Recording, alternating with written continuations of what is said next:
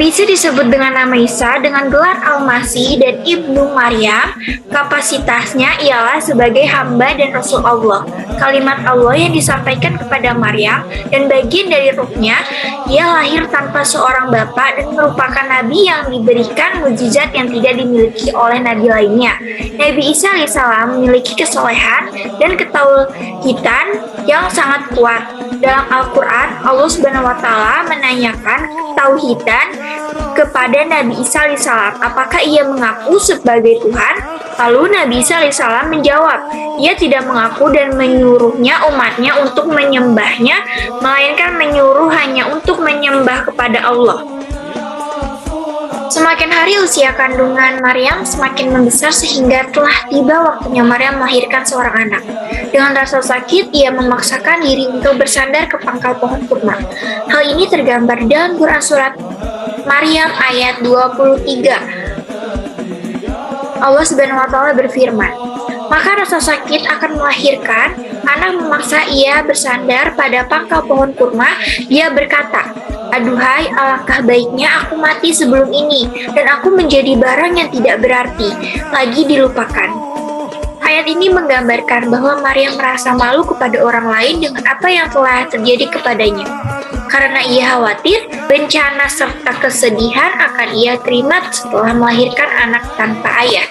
Ditambah lagi kesyukuran baru, yaitu ia memerlukan air untuk memandikan anaknya, serta memerlukan makanan.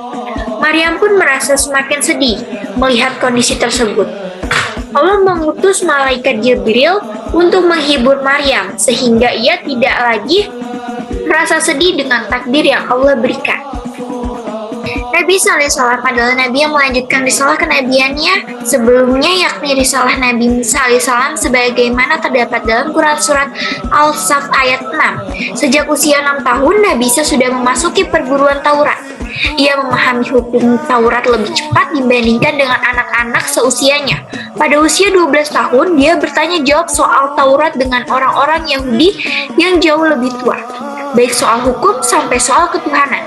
Setelah Nabi Isa alaihissalam berumur 30 tahun, malaikat Jibril datang sebagai utusan Allah Subhanahu wa Ta'ala untuk mengangkat Isa menjadi Rasul Allah, menyambung pelajaran yang pernah diajarkan Rasul-Rasul sebelumnya, dan memberi kabar kepada manusia tentang kedatangan seorang Nabi terakhir, yakni Nabi Muhammad SAW.